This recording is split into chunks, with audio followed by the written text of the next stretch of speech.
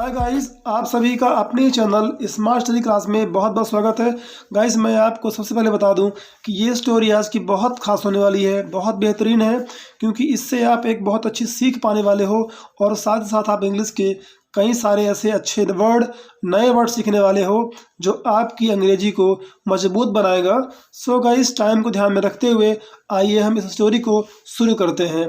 So guys, सबसे पहले मैं इस स्टोरी को कर लेता हूँ जूम, ताकि आप बेहतरीन तरीके से देख पाएँ, स्पष्ट तरीके से आप पढ़ पाएँ और समझ पाएँ। तो चलिए गाइस, हम शुरू करते हैं। तो सबसे पहले देखिए, टाइटल है स्टोरी का चैतन्याज सैक्रिफाइस। चैतन्याज सैक्रिफाइस। तो ये चैतन्य किसी का नाम है, और ये जो आपने पढ़ा अभी लास्ट में चैतन्याज, ये अपॉस्ट्रॉफी होता है। हम जब ऊपर कॉमा लगाकर किसी वर्ड के लास्ट में एस लगाते हैं तो इसका मतलब होता है का या की, ठीक है, या के, ऐसा होता है। तो चैतन्याज यानी चैतन्य की या चैतन्य का। सैक्रिफाइस, सैक्रिफाइस यानी क्या होता है? बलिदान। सैक्रिफाइस यानी बलिदान। आप में से ज़्यादातर लोग जानते भी होंगे, जो नहीं जानते हैं वो इसको समझ लें, इसको नोट कर लें। सैक्रिफाइस यानी बलिदान।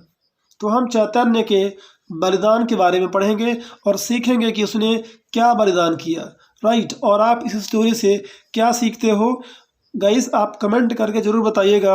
और हाँ, वीडियो अच्छी लगे तो लाइक करना मत भूलिएगा, और कैसा लगी आपकी स्टोरी, क्या सीख मिली, अपनी राय कमेंट जरूर करिएगा।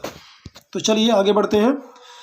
चैतन्य महाप्रभु, उनका पूरा नाम है Chaitanya Mahaprabhu the great Saint.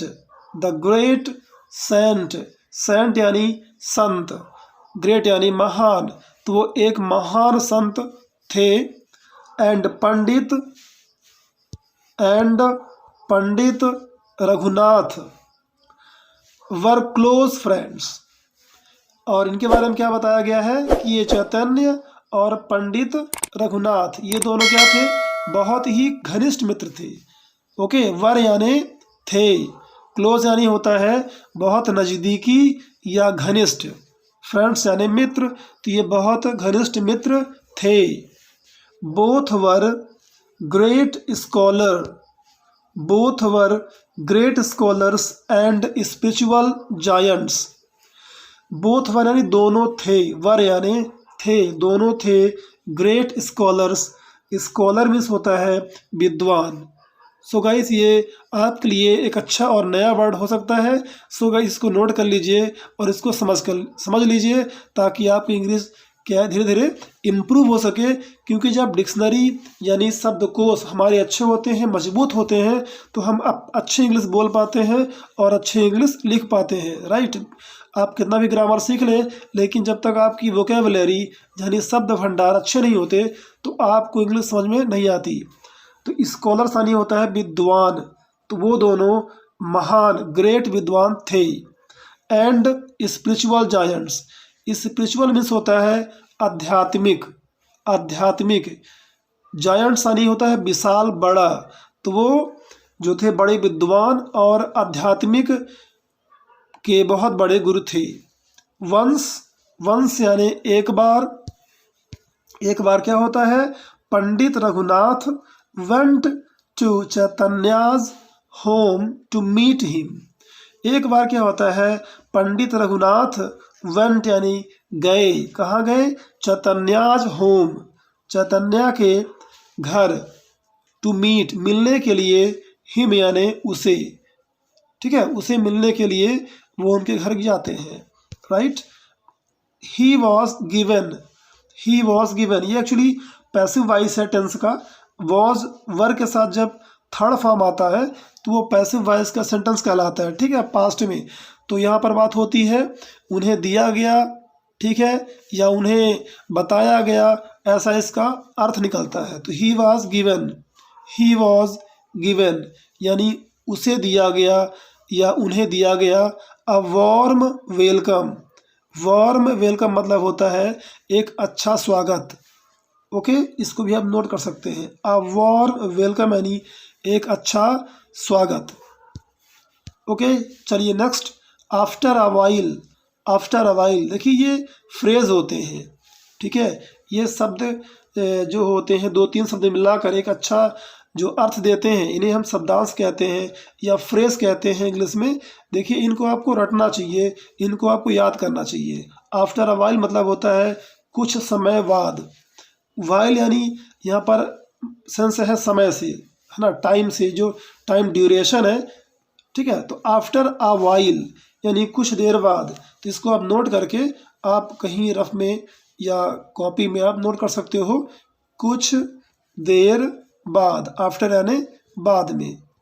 तो जब भी आपको बोलना हो कुछ देर बाद आना, आफ्टर अ वाइल, कुछ देर बाद ऐसा हुआ, आफ्टर अ वाइल, ठीक है, दिस हैपेंड, इस तरह से आप यूज कर सकते हो। सो कुछ देर बाद क्या हुआ, चैतन्य सैड, चैतन्य ने कहा, सैड यानी कहा, pandit ji I have written, I have written, जब भी हैव और हैज़ के बाद वर्ब की थर्ड फॉर्म आती है तो उसका हिंदी में अर्थ निकलता है कर लिया है, ठीक है, या मैं कर चुका हूँ। तो ये कहना चाहते हैं कि आई हैव रिटन, मैंने लिख लिया है या मैं लिखा हूँ। क्या लिखा हूँ, अ बुक, एक पुस्तक लिखा हूँ, ऑन फिलॉसफी, ऑन यानी पर, फिलॉसफी पर। फिलॉसफी क्या होता है गाइस, फिलॉसफी यानी होता है दर्शन शास्त्र, ओके, दर्शन शास्त्र, ठीक है। एक पुस्तक है जिसमें सिद्धांत के बारे में, जो जीवन के सिद्धांत हैं उनके बारे में बात की जाती है, okay. So let's move on, take a look at it, at it यानी इस पर, एट यानी पर, इट यानी इस पर, टेक अ लुक मतलब होता है एक नज़र रखिए, यानी एक नज़र देखिए, राइट। इसका सेंस होगा कि इस पर आप एक नज़र देख लो। एंड कमेंट, और टिप्पणी करो, आप उस पर टिप्पणी करो कि ये कैसा है। Raghunath scanned the book and read some pages, उन्होंने कुछ पुस्तक जो पुस्तक थी उसके कुछ पेजेस को उन्होंने पढ़ा, स्कैन किया, ठीक है। यहाँ पर स्कैन से मतलब ये भी है कि ध्यानपूर्वक देखना, ध्यानपूर्वक देखना। तो उन्होंने ध्यानपूर्वक देखा और बुक को के सम पेजेस को यानी कुछ पेजेस को उन्होंने पढ़ा। इट वॉज ग्रेट, इट यानी यह है, वॉज यानी था, ग्रेट यानी महान, यह महान था, ये बहुत अच्छा था। उन्होंने ऐसा कहा। ही प्रेज्ड द मनुस्क्रिप्ट, उन्होंने प्रशंसा की, प्रेज्ड यानी प्रशंसा करना, तो उन्होंने यानी ही यानी उन्होंने या उसने प्रशंसा की, किसकी, मनुस्क्रिप्ट की। मनुस्क्रिप्ट क्या होता है, देखिए पहले के ज़माने में लोग जो होता था कि जो ऐतिहासिक भवन है या ऐतिहासिक चीज़ें हैं उनके बारे में वो लिखा करते थे, ठीक है। उन्हीं जो लिखी हुई पुस्तकें थी उनको मनुस्क्रिप्ट कहते थे। इसकी हिंदी को कुछ लोग पांडुलिपि भी कहते हैं, ठीक है। इतिहास में ज़्यादातर ये प्रयोग होता है, ये वर्ड। तो यहाँ पर इसको आप कह सकते हैं कि जो इतिहास के बारे में जो पुरानी कथाएं हैं या भवन है उनके बारे में जब कुछ लिखा जाता है, ठीक है ना, तो उसे हम मनुस्क्रिप्ट कहते हैं। विशेषकर ये पहले जो पेड़ होते थे उनकी छालों पर लिखे जाते थे। चलिए तो आगे देखिए, बट ही लुक्ड सैड, लेकिन ही लुक्ड वह दिखे, वह दिखे, कैसा दिखे, सैड दिखे यानी निराश दिखे। अब चलिए देखते हैं कि निराशा क्यों, आखिर वो निराश क्यों दिखे। चैतन्य नोटिस्ड इट, नोटिस यानी होता है कि ध्यान देना, उन्होंने इस पर ध्यान दिया, नोटिस किया इसको, राइट। ही रिमार्क्ड, फिर उन्होंने रिमार्क किया, रिमार्क यानी होता है टिप्पणी करना किसी बात पर, ठीक है, अपनी राय देना, तो उन्होंने इस पर टिप्पणी किया।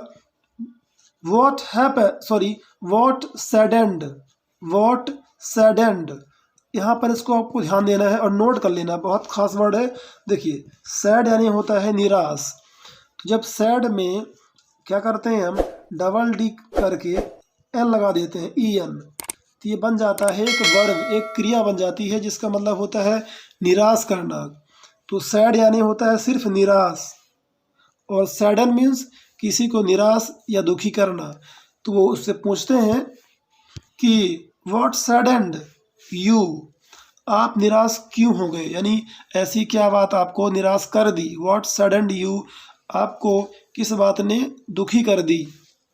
रघुनाथ डिडंट रिप्लाई, डिडंट क्या है, डिड नॉट का शॉर्ट फॉर्म है, डिड नॉट, तो उन्होंने रिप्लाई नहीं किया। डिड नॉट यानी नहीं किया, तो जवाब नहीं दिया। चैतन्य प्रेस्ड हिम, चैतन्य ने उन्हें प्रेस किया। प्रेस यानी होता है दबाव देना, वो प्रेस नहीं जो आप कपड़ों में करते हो। एक्चुअली प्रेस का मतलब क्या होता है, यहाँ पर दबाव डालना। तो उन्होंने दबाव डाला, उन्हें प्रेशर किया कि भाई बताओ। To tell the reason, to tell means बताने के लिए, रीज़न बताने के लिए, वजह बताने के लिए। ही सैड, वे कहे, वे क्या कहे, आई हैव आल्सो रिटन, ठीक है। फिर उन्होंने बताया कि मेरी आखिर निराशा का क्या रीज़न है। उन्होंने क्या बताया, I have also written a book on the same subject with great hope and hard work. उन्होंने बताया कि मैंने भी लिखा है, आई हैव रिटन, मैंने भी लिखा है, आल्सो यानी भी, आल्सो यानी भी, अ book on the same subject, यानी जिस विषय पर आपने लिखा है उसी सब्जेक्ट पर मैंने भी, सेम सब्जेक्ट पर मैंने पुस्तक लिखी है।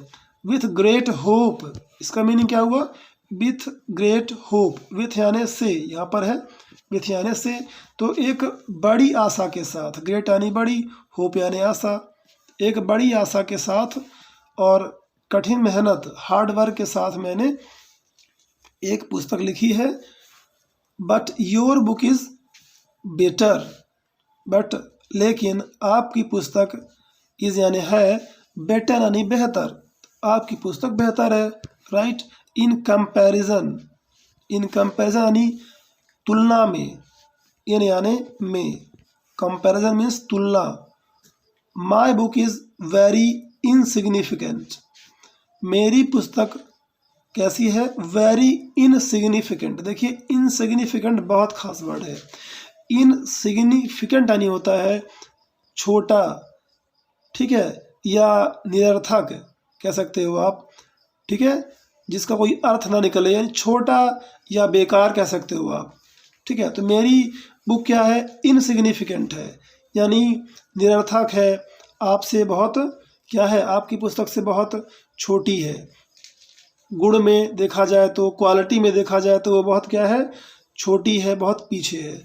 तो आप इसका जो है निरर्थक लिख लो मीनिंग, इनसिग्निफिकेंट, निरर्थक या बेकार, राइट। इसके बाद देखिए, सॉरी थोड़ा सा स्क्रॉल कर लेते हैं ताकि आपको पूरा चीज़ साफ साफ दिखाई दे। सो गाइस चलिए आगे बढ़ते हैं। चैतन्य नोटिस्ड, सॉरी मैं था यहाँ पर, Chaitanya took his manuscript and burnt it down then and there, right. यहाँ पर ध्यान दीजिए, मैन्युस्क्रिप्ट वही वर्ड है जिसके बारे में मैंने बताया, पांडुलिपि। तो टुक यानी होता है लिया, तो चैतन्य ने क्या लिया, हिज यानी अपनी, उन्होंने अपनी मैन्युस्क्रिप्ट को, जो पुस्तक उन्होंने लिखी थी उसको लिया, एंड बर्नट, बर्नट क्या है, ये बर्न का सेकंड फॉर्म है, ओके सॉरी थर्ड फॉर्म है, बर्न यानी जला देना, तो उन्होंने जला दिया, बर्नट यानी जला दिया। It down, burnt it down मतलब होता है कि पूरी तरह से उन्होंने जला दिया, राख कर दिया। Then and there, then and there का मतलब होता है तुरंत, राइट, इसको भी आप नोट कर लो। देन एंड देयर मतलब उसी समय, उसी समय या तुरंत कह सकते हो आप। ही रिमार्क्ड, फिर उन्होंने टिप्पणी किया, रिमार्क यानी टिप्पणी करना, किसी बात पर टिप्पणी करना, अपनी जो है राय देना। नाउ अब your book is the best, now अब तुम्हारी पुस्तक सबसे अच्छी है, बेस्ट यानी सबसे अच्छी, ठीक है। बेस्ट क्या है, सुपरलेटिव डिग्री होता है, गुड, बेटर, बेस्ट, राइट, आप सुने होंगे इस तरह से। Next, it's no more insignificant.